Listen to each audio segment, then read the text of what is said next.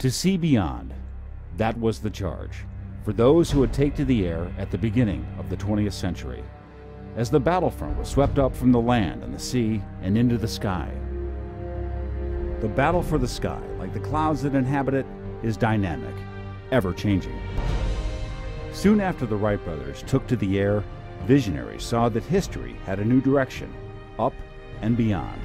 World War I, the battle took to the air. The dogfight was born. By late 1939, new threats were in the air. With triple air speeds, higher flyers, bigger payloads, the enemy had advanced.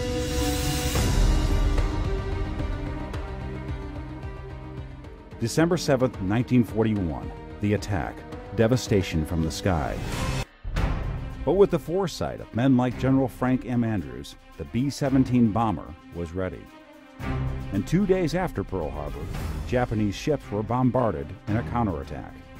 Soon, the Flying Fortress was joined by the B-24 Liberator, leading raids against the Axis in Europe and North Africa. At home, men and women responded to the need to ramp up production and development of military aircraft. Soon, America would send long-range fighters into battle, providing cover and extending the range of bombers over enemy territory. The machines progressed, and so did a generation. The Tuskegee Airmen, African-American pilots, flew P-40 Warhawks, P-47 Thunderbolts, and most notably the P-51 Mustangs. These planes took the namesake of their brave pilots, Red Tail Angels.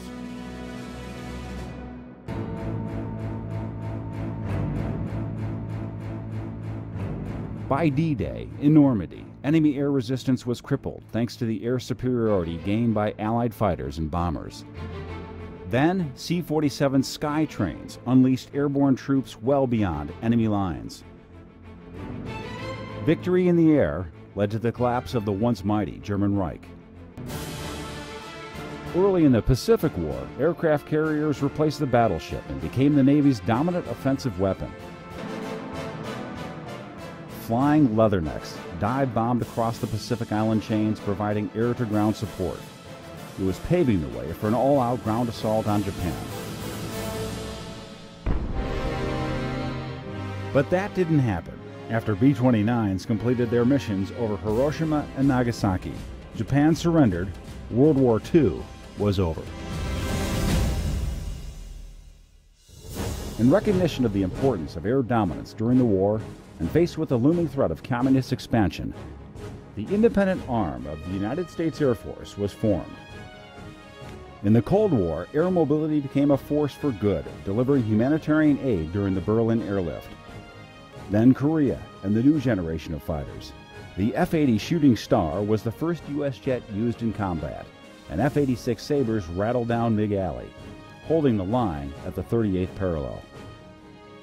In an effort to answer the Soviet threat, the missile era was ushered in. The globe had shrunk, with the intercontinental B-52 Stratofortress, along with the KC-135 Stratotankers. Nothing was out of reach.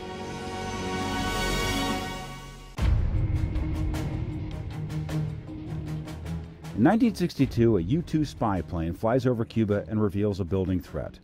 Soon, P-3 Orions are patrolling the Caribbean seas, enforcing a Soviet blockade.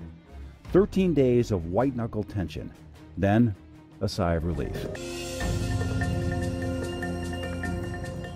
In 1966, Military Aircraft Command, operating the C-130 Hercules, takes the stage, delivering supplies, airborne troops, and conducting special missions in Southeast Asia. The first supersonic jets fly in combat over Vietnam. In the final days of Vietnam, one of the C-141 Starlifters that transports so many troops there became the legendary Hanoi Taxi, a lifeline bringing POWs home.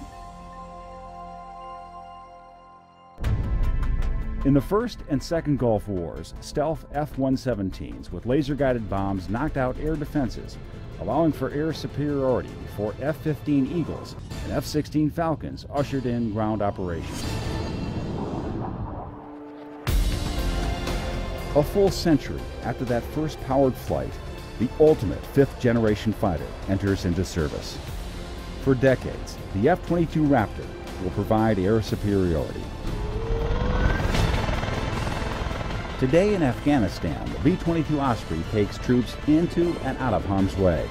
Still in the fight, the Go Anywhere, Do Anything C-130J is conducting special operations, and the C-5M is supplying the warfighter.